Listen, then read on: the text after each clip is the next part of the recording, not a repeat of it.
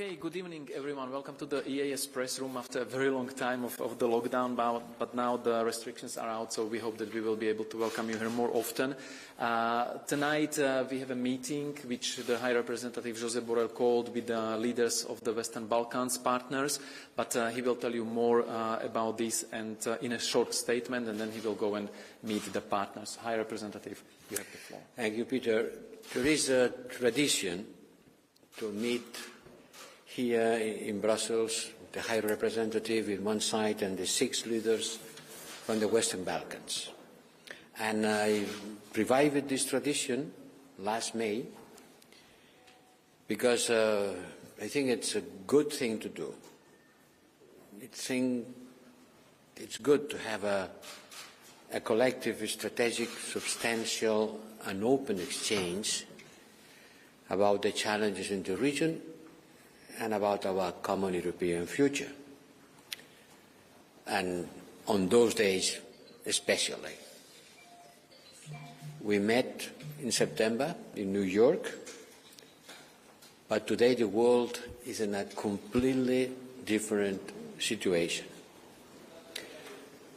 In September, nobody could expect that we would be with one aggressor bringing back war to Europe and looking at this destructive impact of a senseless bloodshed between what we don't remember. The Europeans don't remember war. And now we see war in our borders.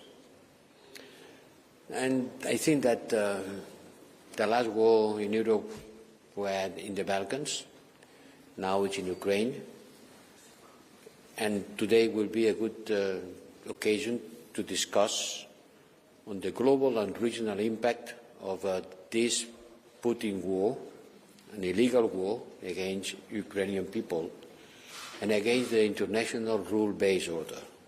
It's not the West against Russia, it's against the international rule-based order.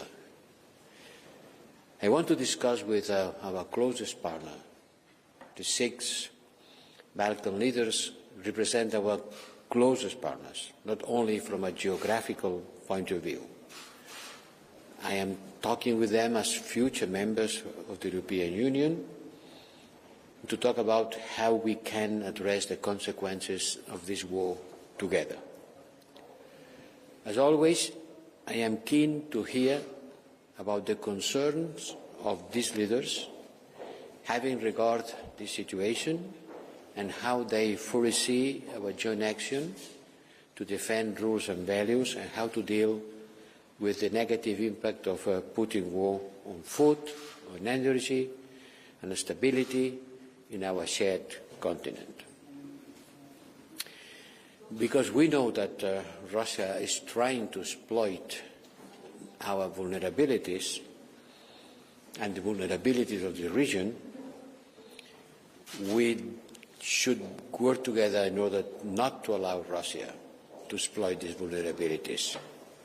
As I said before, the Western Balkans are not our backyard, it's our courtyard. It's part of our geography. It's not the backyard, it's the courtyard.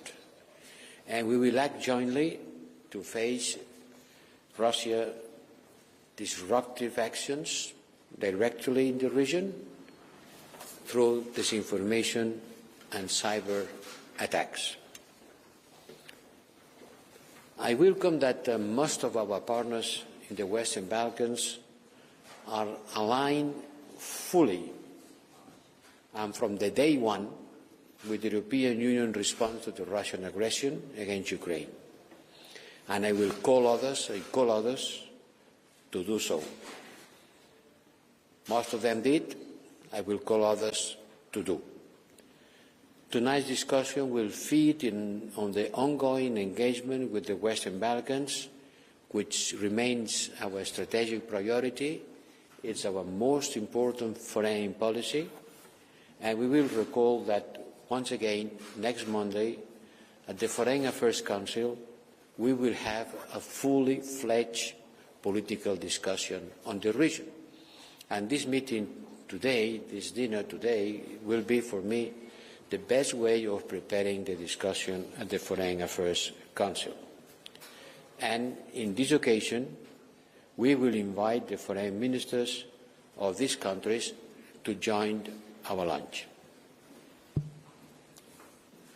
Let me end these words by reiterating that there is no space for undermining the sovereignty, but also the unity and territorial integrity of Bosnia and Herzegovina.